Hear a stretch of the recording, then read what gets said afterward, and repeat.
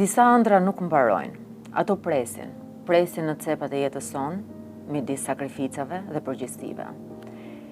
Kjo është historia e një gruaje që mbajti ëndrrën e vet për dekada. Blerina Kraja, shumë faleminderit që pranove ftesën, dhe faleminderit që pranove dhe të përgëzoj shumë për emisionin.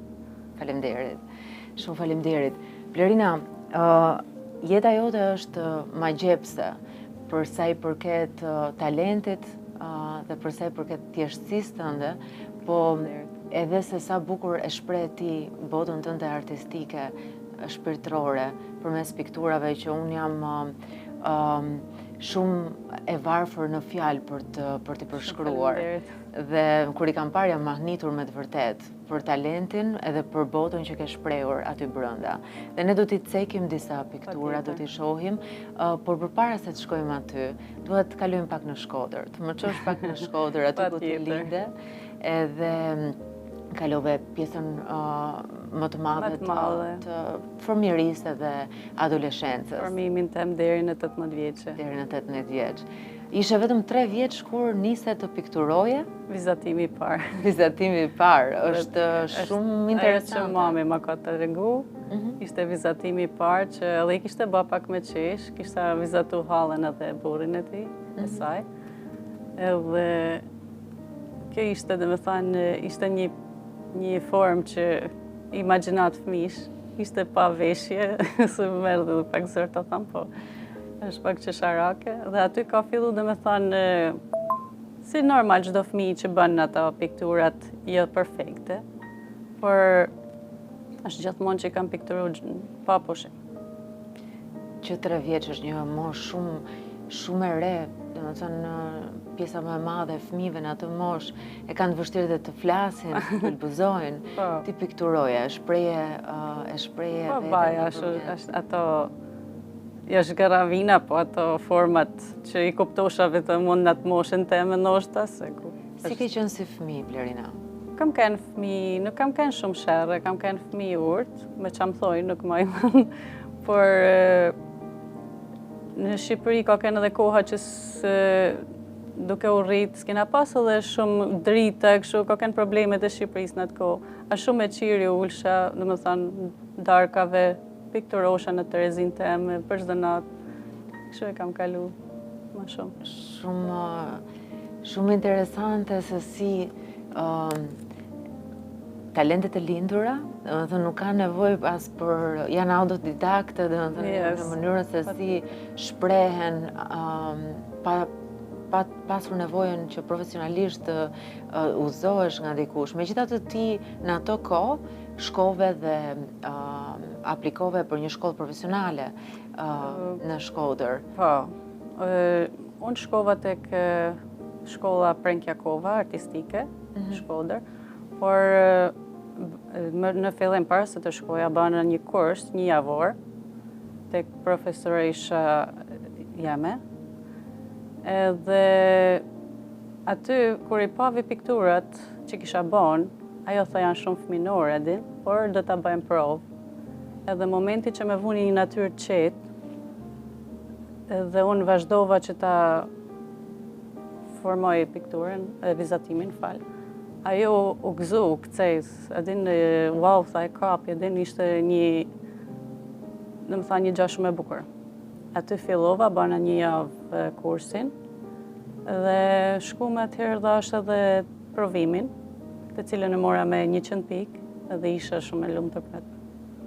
Dhe kështu nisi rrugtimi yt, një shkollë profesionale, kalove 4 vite të gjimnazit në atë shkollë, me ëndrrën për të vazhduar Universitetin e Arteve, në ato kohë Akademinë e Arteve. Por fati desht që unë u fejova, pa marrë shkollë, edhe ika. Ike nga ëndra jote? Ike dhe nga Shqipëria? Ika nga Shqipëria. E lash mbylla kapitullin e shkollës, pikturës, dhe erdha këtu. Këtu atëherë filloi jeta. jetu me 2 vjetë në një qytet, atëherë ndërru me qytetin tjetër, shku me një qytet tjetër, sepse blej me një shtëpi. Aty ishi me fëmijën e parë, vajzën, edhe aty fillova punë të shtëpi, si çdo gru, nan, me fëmijën e vet, por gjatë kësaj kohë një shoqë më tregon që është hap një panajer, edhe ishte për piktura në Toronto. Edhe më thëtë Blerin, thëtë hajde, thëtë se shif edhe në bën diqa. Edhe unë shkoj aty me burrin, shofim, edhe interesohena. E shofin edhe ato, dini e kallxell e punë, wow, tha, ti s'ke nevojë tha me bë 4 vite, vetëm 2 vite, nese. Ne shkojmë aty, plotësojmë formularet e tana. Ndërkohë vajzën e kisha lanë me një kujshi, se s'kisha kush më marrë të fëmijët. Edhe shkuam aty, domethënë kur ishte koha për të filluar ditën e parë të shkollës, por aty mora vesh se ishte shtatzan me vajzën e dytë. Dhe kështu e lash krejt. Dhe s'u interesova ma, me thënë drejtën, e lash krejt, e vura një blok pikturës, e mylla komplet. Por gjatë kohës pikturosha në shtëpi, e din për shtëpi, për qef. Në atë kohë e ke fjallën për International Academy of Design, ku ti erdhe në një moshë shumë të re këtu. 18 vjeqe, dhe me thanë, sa kryva që diplomova në Shkodër tek shkolla mesme Prënkjakova, artistike, edhe direkt erdha këtu. Dhe pasaj 20 vjeç u bëre nën. Po. Vajzë nën. Po. Dhe me thënë, kalove në një status me goxha përgjithësi. Shumë. Por ëndrën e kisha akoma, dhe me thënë, mbaje fort. Megjithëse ti ke pikturuar, ke vazhduar të pikturosh gjatë kësaj kohe, sepse çfarë gjehet tek piktura? Piktura është për piktorin, është diçka që del nga shpirti. Është aty gjen relax, aty gjen vetveten, aty gjen qetësinë kur dëmik nga zhurmat. Është gjithçka. A ishte momenti yt për veten, me veten? Ajo ishte momenti im kur doja të relaksosha. Është edhe diçka se unë kur pikturoj s'duker kanafer, s'dua si njeri, dhe mundësisht dhe me thanë as më fol, se kur më vjen dikush më duket sikur baj gabime atëherë. E ke fokusin totalisht, jena të guackën? Me pëlqen të rrinat guackën teme, ndoshta me një muzik lehtë në sfond në diçka që din ta kemë atë trunin edhe më të qetë se ç'duhet, por kam komplet përqendrimin te piktura. More vesh që ishe shtatzan me vajzën e dytë dhe në mënyrë drastike vendose që ta mbyllësh derën. Po, sepse s'kisha kërkem këto. Dhe s'kisha ku t'i lesha fëmit, nuk mundesha t'i thosha ku ishisha, pa maman edhe sot, pa maman ishte gjatë që do të bate për ditë. Atëherë fëmit vazhdojnë në rritën dhe duhet kopshte shkollat dhe nuk kisha kohë të vazhdosha ëndrrën teme, sepse kisha erdhen fëmijët një mas një dhe kisha 4 ëndra tjera të t'i zhvillosha. Ti u bëre nën 4 herë, Po. por pa shkuar tek fëmija i tretë, doja të ndalesha, ishte era dytë që ti i mbyllet derën vetes. Do me thënë, në një farë mënyre, nuk të mbyllën dyert as herën e parë kur ike, vendose ti ikësh, edhe erën e dytë të dha mundësia dhe ti zgjodhe që të rrisësh fëmijët dhe të i dedikohesh atyre 100% për të qenë një nën prezente dhe për të kaluar kohë cilësore me to, bëre këtë sjellje. Si shumë nëna të tjera, është që është sakrificë. Sakrificë, është edhe... Dhe vetmohim në një farë mënyre, pasi ishin pikturat e tua që qëndruan me ty për shumë kohë, për dekada. Më the që ka pasur momente që i shkatrove disa nga pikturat e tua. Disa nga pikturat i cjarra të para shtëpisë dhe erdhi makina dhe i mori. E dhimbshme. Shumë e dhimbshme, por e di nga një herë kur pikturon dhe e shef që nuk del askund, sepse nuk i kam ekspozu kund që me dalë kund, por vjen sikur, you know what, a din çfarë, po më mirë. Është si më tepër si me ta thënë, një nevrikosje me vedin. Nuk e di se si ta shprehi tamam, e din është edhe mrapa e kupton që ishte gabim, por mrapa s'mundshë mi marrë masë. Ato kishin ikë. Se ti i nxorë pikturat e tua, për cilat kishe dedikuar dhe dhënë shpirtin në ato momentet e tua të privatësisë, e fokusuar totalisht me to, në to. I nxorë për ti jashtë, për ti marrë makina e plera. Në një farë Po shkoshin gjekundi, si thosë. Në një farë mënyre për të kujtonin një ëndër të lënë për gjysëm, apo dështimin e një ëndre që nuk arriti të realizohej kur, kishte një ndjesi. Ndoshta të dyja bashkë. Kishte. Ndoshta të dyja bashkë. Mua më vjen shumë keq për ato pikturat që kanë ikur, por artisti ka frymëzim gjithmonë. Po shpresoj kush i ka marrë ti ketë ruajtur. Kam përfunduar në disa shtëpi ato piktura, sigurisht. Nuk e di. Sepse këtu ndodh rëndom që njerëzit të nxjerrin objekte që nuk i përdorin më jashtë shtëpisë edhe dikush t'i pëlqej dhe t'i marrë. Është diçka e zakonshme dhe ndoshta ishte meant to be. Në shkruar që diku të qëndronin ato piktura dhe të bëheshin pjesë e jetës së dikujt. Më tregove për jetën tënde, ndërkohë që ishe nën e fëmijëve të vegjël, pasi fëmijët e tu tani janë 18 vjeç e sipër nëpër universitete dhe ti duke shumë e re. Faleminderit. Por atë jetën me sakrificat e një nëne me disa fëmijë që janë njëri mas tjetrit në mosha shumë të vogla, në një kohë kur ti nuk i jepje makinës, të duhet të çaje borën me karrocë, edhe ndonjëherë dhe ta lije në mes. Që ti çoja te stacioni autobusit, vit autobusi mi marrë në mëngjes për shkollë, por nuk me ecte karroca, që të basha, një fëmijë hopa, një fëmijë përdoret karroca në bordë, unë shkosha, u kthesha, prapë ishte sakrifica përditshme. Ndërsa doli vera. Më thej që pranvera dhe vera, koha e ngrohtë, e lulëzimit, kanë qenë frymëzim i madh për ty. Patjetër, sa tek kësaj dite, gjithmonë do të jetë. Sepse aty gjej atë kopshti jem është plot me lule. Aty unë e gjej, domethënë atë qetësinë, bukurinë. Aty vinë kafshët e vogla zash son kënaqem. Ajo është si një relax që unë merrem për ditë me kopsht. Jo vetëm pikturon, dhe mbjell dhe merresh me kopshtin tënd. Me shpinë, me kopshtin. Oazin e lumturisë? Po. Ai është? Mas fëmijëve, vjen kopshti. Normal, burri, fëmijët, familja. Por kopshti, kur si ishte piktura, ishte kopshti. Kopshti luleve. Po ndërkohë nuk ndale asnjëherë se pikturoj. Ja.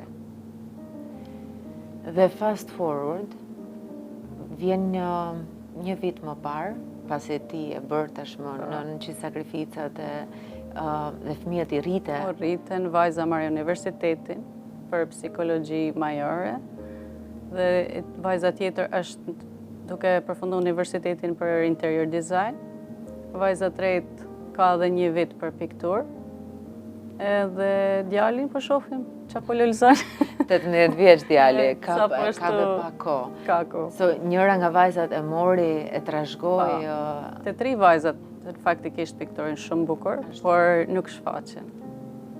Për e dyta për atë punë shkoj për interior design, sepse i vite shumë piktura, por atë zgjolli me bat. Unë nuk janë në Aleandra, ty thamë që atë keni qef, vetëm t'jenë të mira. Dhe me thënë, kjo ëndra jote u shumë fishua në një farë mënyre. Unë e di, në falë se po ta ndërpres, e di si e kam menu, për deri sa ëndra jeme nuk u bar realitet, unë kam dëshirë që ti komplet të merre me fëmijët që këta ti realizojnë ëndrat e veta. Nëpërmjet ëndrës tënde u shumë fishua në një farë mënyre dhe ka kaluar në brezin e fëmijëve të tu, në atë vazhdimsinë që krijon dhe përjetësinë në një farë mënyre. Tash i shpresojmë, inshallah. Po ndërkohë ti thua ëndra jote nuk u realizua, po nuk është Nuk është që ka mbyll. Nuk është tamam ashtu. Një vit më parë, rastësisht shkon për të vizituar kushërinë e tu në Maltezi. Po, në Maltezi, në Podgoricë. Dhe diçka ndryshon aty. Po, kishte 30 vjet pa shku. Nuk i kisha pa për 30 vjet. Edhe rastësisht ne presim biletën për ka Podgorica, isha me vajzën. Edhe shkojmë atë. Një ditë më thret kushërina, më thret për drejk të shtëpia saj, edhe unë shkoj aty. Dhe aty fillan historia. Aty shoh në murin e saj kishte një pikturë shumë të bukur të madhe, edhe e pyet se kush e ka bërë, din isha kurioze mos e ka vajzën që pikturon atë. Dhe më thotë që është Kunata. Edhe wow, din shumë bukur, edhe unë që i tregoj pikturat e mia këtyne. Edhe burri i kushërinës që shef edhe wow, tha, po pse s'ban diçka? I tham se nuk di qa me ba. Jena mundu, për nuk di se nuk njofi, me din nuk kena lidhje shumë, nuk e di që dhe bajmë, nuk e di ku t'i ekspozoj. Tha, okej, tha, po do t'i tha mund, tha, motër, se din që, dhe me thonë, të kryoni një lidhje sa do pak. Edhe okej, po normal duhet të komunikoj edhe me burrin se si shtet. Edhe vinë shpi, marrë veshjen edhe me burrin që ata filloj, a i thët pa tjetër, din. Andra jote është. Dhe tu mendu, po atëherë niva keq. Edhe i thamë kësaj kushërinës lutem, mos mi thuj, Kunacë, se mu dukte sikur shkova i hangra bukën edhe du me përfitu për tëne. E kupten? Edhe nuk e di e kishte thonë, po i thamë lutem, mos i thuj se nihem keq, se më duket sikur jam të ba për interes, edin.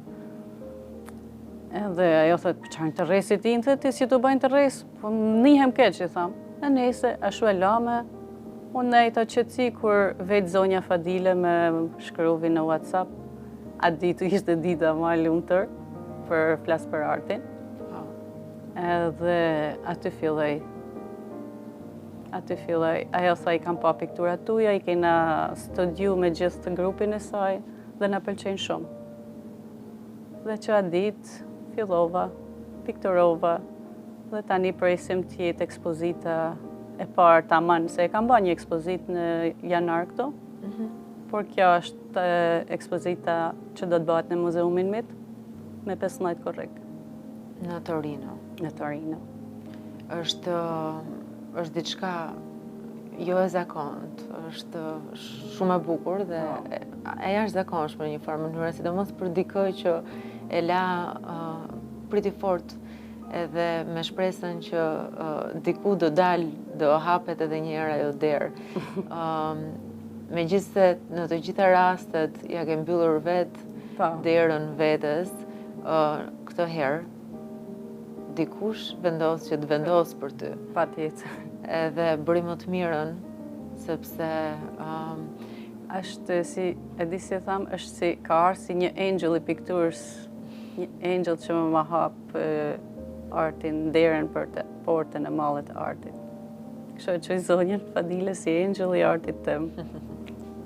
Unë i kam parë pikturat kur ne folëm bashkë për herë të parë dhe mendoj që zonja Fadile ka bërë diçka shumë të mirë për të gjithë, jo vetëm për ty, sepse patjetër, nuk është se bën vetëm për mua.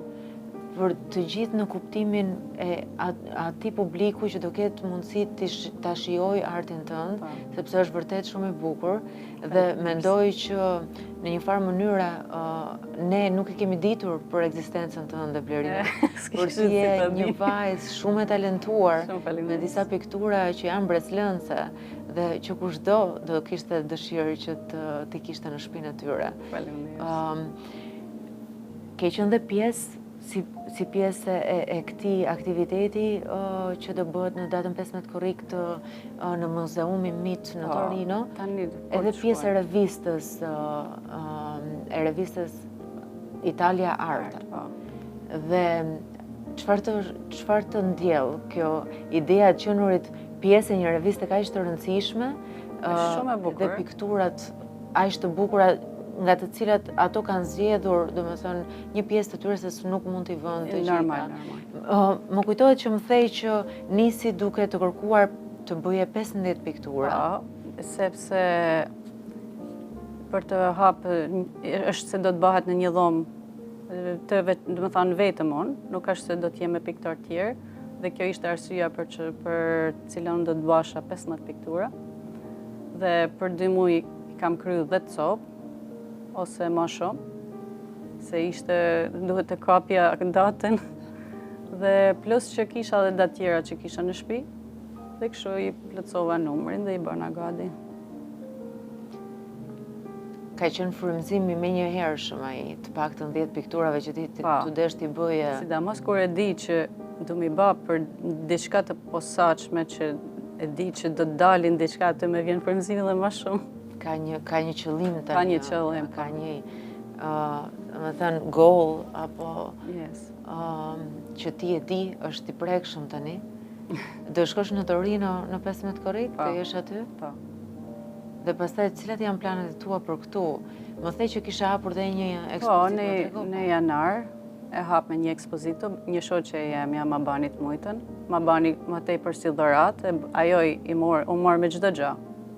Ti sa s'ke nevojë për kur gjë, vetëm sjell pikturat tuaja. Ajo i ka bërë të gjitha, doli shumë bukur. Erdhin se nuk e majt me shumë 2 ditë, sepse ftoft shumë, na qelloi shumë ftoft, e kishte që zoti ta në të borat ditë. Dhe por kaloi shumë bukur, erdhën njerëz gjatë ditë, edhe në dark ishte ma shumë njerëz, por shumë bukur kaloi, por atëherë aq ishte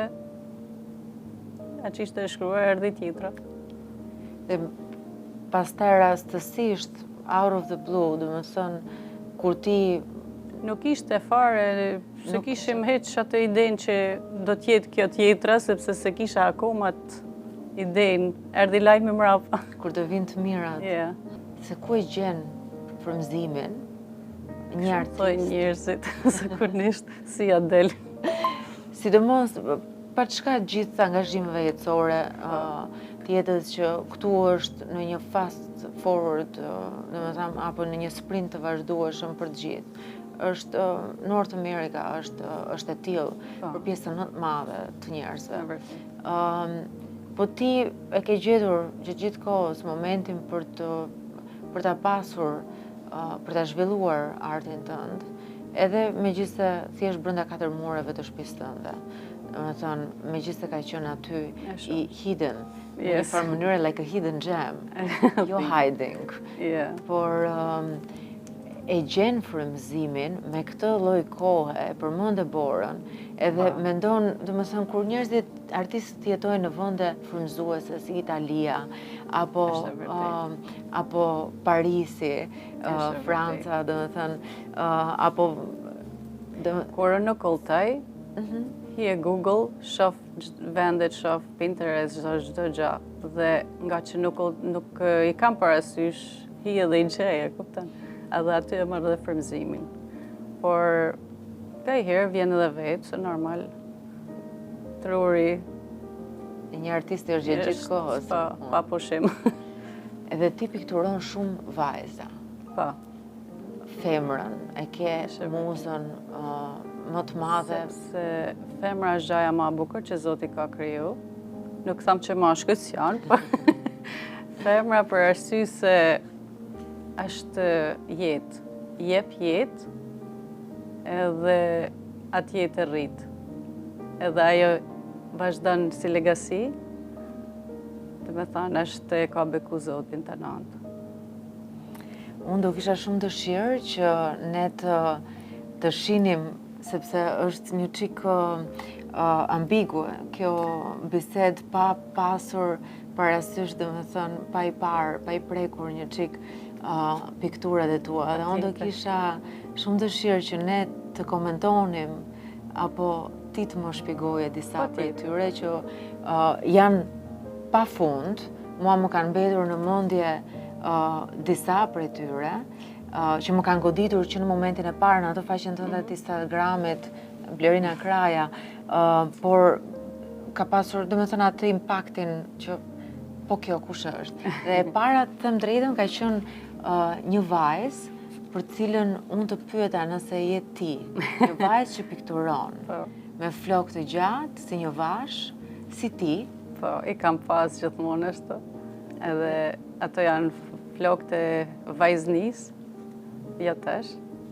Por do shap me vu pak edhe vajznin, se andrat dhe me thonë vjojnë qysh në mini, dhe në vajzni, dhe tash që jam gru.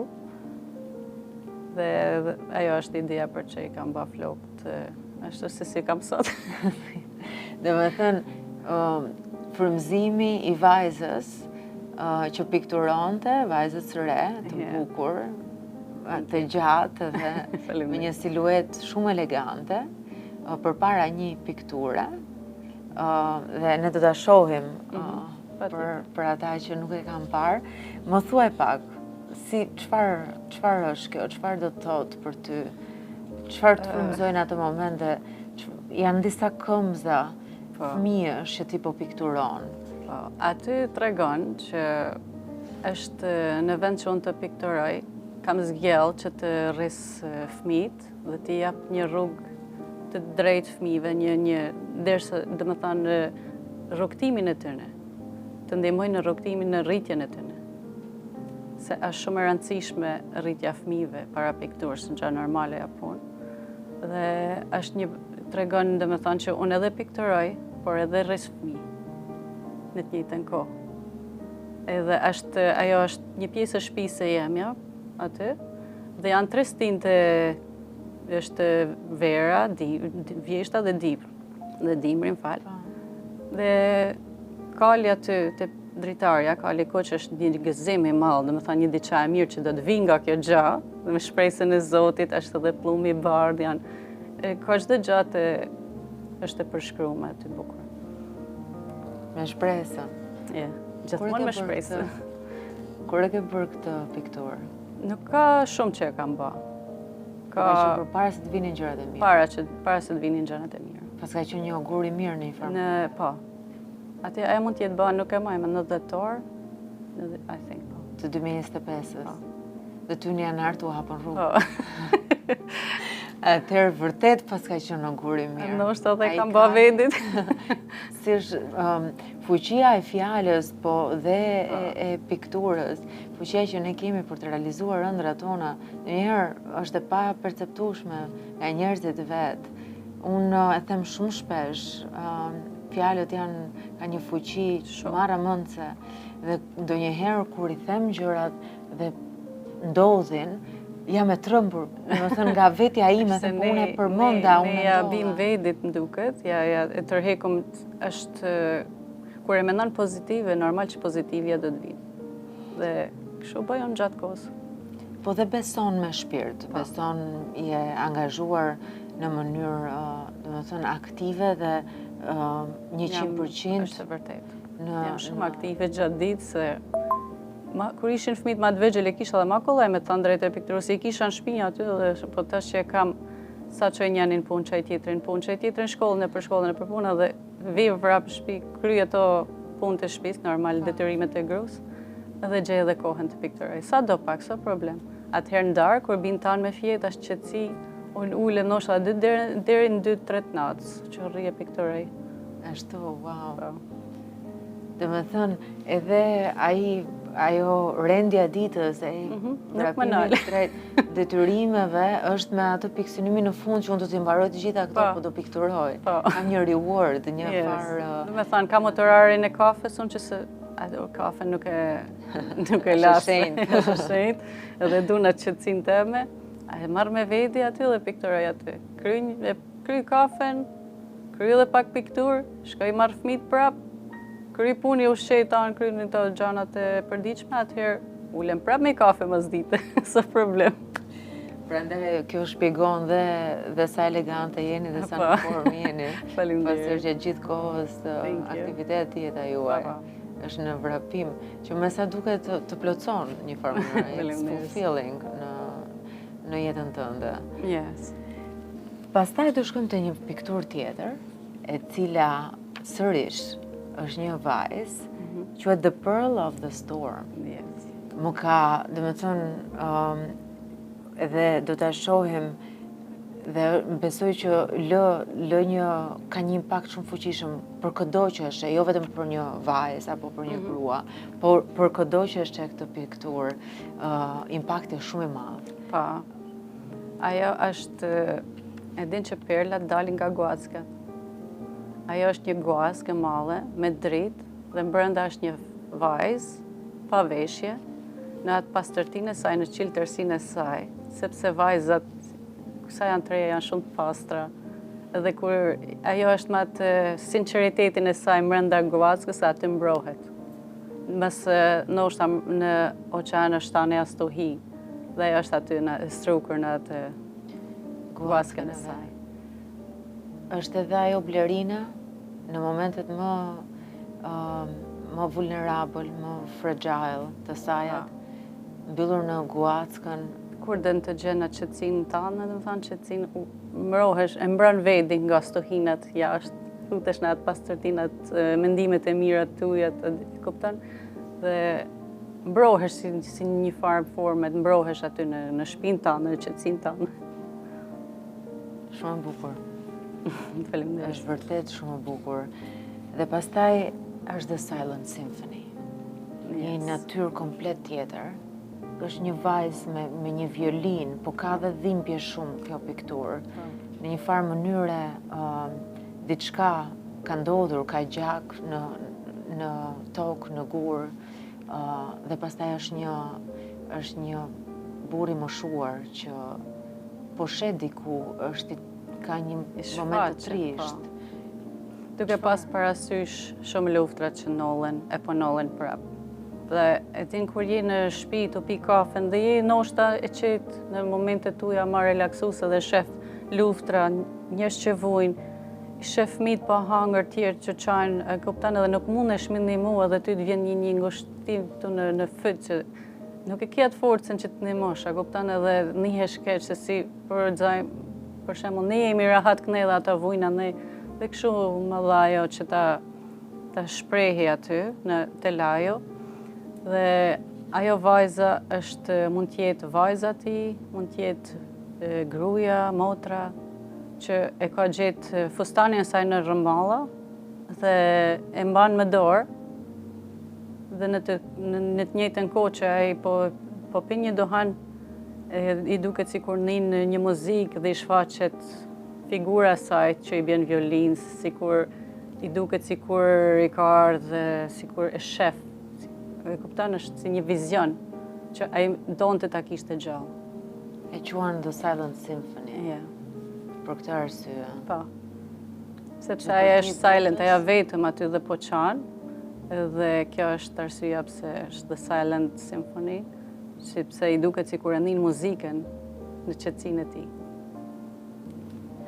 Vërtet, mbreslënse dhe me një impakt shumë të madh, sepse pikturat të gjitha kanë një histori të madhe brapa. Dhe disa prej tyre ne zgjedhim të interpretojmë duke mos pasur mundësinë të kemi kontaktin me artistin direkt, të interpretojmë sipas gjendjes shpirtërore që kemi apo momentit historik që po jetojmë.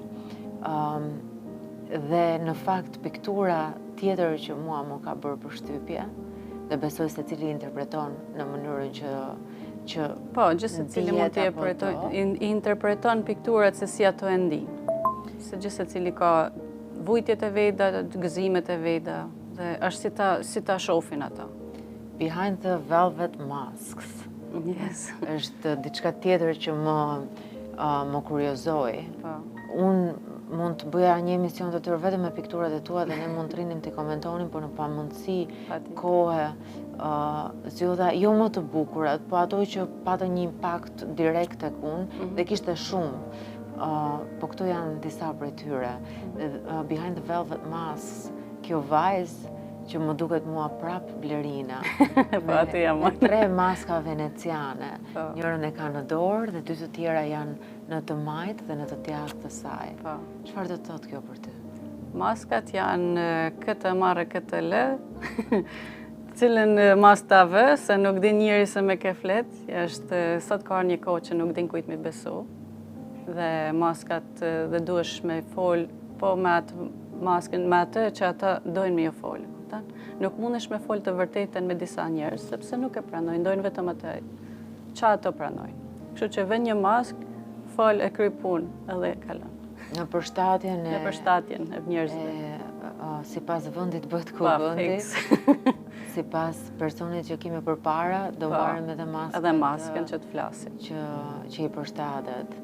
Në një shoqëri që vërtetësinë e ka të vështirëta për ty. Shumë, që nga sinceriteti shumë herë edhe bim prej e këtyre gjanave, e viktimëve. Ka rënë pre Blerina e... Jo shumë, janë gjanat vogla, por nuk është ndonjë gjë që... por ishte ideja që nuk duhet, nuk duhet shumë sinceritet të hapesh. Duhet të mash për vedi. Ka pasur një shprehje që mua më ka në një farë mënyrë më ka trondituar themelet e çfarë mendoja unë të vërtet apo motos jetës sime për sa i përket jo kompromiseve me të vërtetën. Është nga Robert Greene dhe thot not everybody deserves your honesty. Dhe mendoj që në një farë mënyre është një kompromis i shëndosh me përshtatjen. E një shoqërie që jo gjithmonë të pranon ashtu siç je dhe jo gjithmonë i pëlqen një e vërtet që mund shkaktoj ndjesi që nuk i përballojnë dot. Është e vërtet, kështu që është më mirë të përshtatesh. Njerëzit kështu dojnë. Kurse sinqeritetin e lajm te pikturat. Aty është shprehim. Ai është momenti i vërtet 100%. Dhe nuk ka rëndësi se nuk ka gjykime pastaj për artistin, sepse piktura është e lirë në interpretimin. Por dhe është krijon, domethënë lë vend për shumë mendime, interpretime. Është publiku është i lirë të interpretojnë si dojnë ato, se varet të situatat të në. Edhe depend, varet se si ato e nin, se cila mund t'i pëlqejnë, a kupton ti për shembull dhe me e blejnë atë që ai e nin që i përshtatet atij. Blerina, ti kalove 4 stin të jetës, nëse mund t'i quajmë kështu, duke menduar që ishe thjesht 18 vjeç, në një vajzë u ktheve në grua, u ktheve në nën, brenda një kohë shumë të shkurtër. Shumë vërtet. Dhe shumë gjëra tjera që vinë me këto ndryshime statusi, të cilat janë përgjegjësi të mëdha. Sa shumë je përshtatur. Po, e di kur je re i bën gjanat si në marri, thojmë ne, edhe i rritesh edhe ti me fëmijët. E kupton? Të bahen si kuklla, si ku diun, e kena kalu, jena rrit bashkë, si thoj një fjalë. Jam rrit me fëmijët një kohë, njëjtën kohë. Në një farë mënyre, sikur të jep Zoti një mundësi tjetër për të kaluar në etapat e jetës që ti ndoshta si mban mend. Po, kur linda fëmin e parë, okej, në fillim burri e latës, unë kisha frikë. Kisha guxim. Derisa u rrit pak, atëherë e mora ndorë, si me thonë. Por thosha, kur erdhi fëmia e dytë, si do t'ja bëj me fëmin e dytë? E din e bana dhe fëmin e dytë. Po bana dhe ma fort, e mora dorën e kësaj punë. Erdhi e treta si do t'ja bëj, atëherë thash me të katër, s'ka problem të shëmi. Ja ka marrë dorën në këtë pikë. Tash na trem më. Nuk na trem më. 4 fëmijë, sidomos në një shoqëri ku njerëzit po preferojnë gjithmonë më shumë që ta mbajnë me një, është pak, 2 janë shumë. Për mua s'ka gjë më të bukur se fëmia. Nuk ka, dhe me thonë, nuk do kishte të nalën, po t'ishte për mu, po njëri normal ka limite, se me fëmijë pasoni, njërius nuk ndalet kur, dhe me thonë nuk ka të ngopun. Por, tham që është mjaftueshëm, inshallah e kina me jetë. Në një farë mënyre, Blerina, kur shkon mbrapsht ajo vajza 18 vjeç që la Shqipërinë, mendon nëse do kishe vazhduar në vend të Tiranës, në vend të Torontos të shkoje në Tiranë? Nuk e di si do kishte qenë jeta, por prapë tham që do kishte qenë bukur. Se s'ka si vend e jetë. Por, kështu ishin, kështu e ka shkruar Zoti. Dhe në fakt fëmijët e tu me 24 nuk u bë kur me Asnjëherë pengesë, asnjëherë. Përkundër Jam shumë e lumtur që i kam, si thotë eksperim edhe japin edhe forcë. Sot më janë pa vajzat si shoqe, dhe gjithmonë e kam dashur motër, i thosha mamit ma bën me i motër. E kisha vllahën e shoqëri kam me jetë, por si vajzat dojnë dike të përshtaten. Dhe sot i kam 3 vajzat, e i kam si motra. I ke motra Pavarësisht dhe se vajza dhe shoqe. E ke shpinë edhe shpirtin plot. Po, faleminderit Zotit. Edhe tani je duke shkuar drejt të realizimit të një ëndre që e mbajtë fort. Është vërtet fat, jo vetëm për ty, po dhe për ne, që të kemi mundësinë, se ajo ndroja ndonjëherë të bën që ta ndrydhësh talentin, po dhe sa shumë mund të japësh, jo vetëm komunitetit, kujdo, sepse arti është për të gjithë, nuk ka gjuhë, është i bukur, është i kuptueshëm për të gjithë. Dhe unë të uroj vërtet që ekspozita në Torino të shkojë sa më mirë dhe nuk kam absolutisht asnjë dyshim që do jetë një mrekulli, por jo vetëm aq, por që ti të vazhdosh këtu, të hapësh ekspozitat e tua dhe tani që nisi mbar ky vit, nisi me janarin me një ekspozit, mos ndalosh më. Dhe të gjithë ne të dim ku mund të kontaktojmë Blerinën dhe ku mund të marrim një pjesë të artit të saj, të shpirtit të saj, të botës saj, ta mbajmë në shtëpinë tonë. Sepse janë disa gjëra që nuk kanë çmim, po kur kanë dhe shpirt brenda, nuk është si një pikturë që ti e ble diku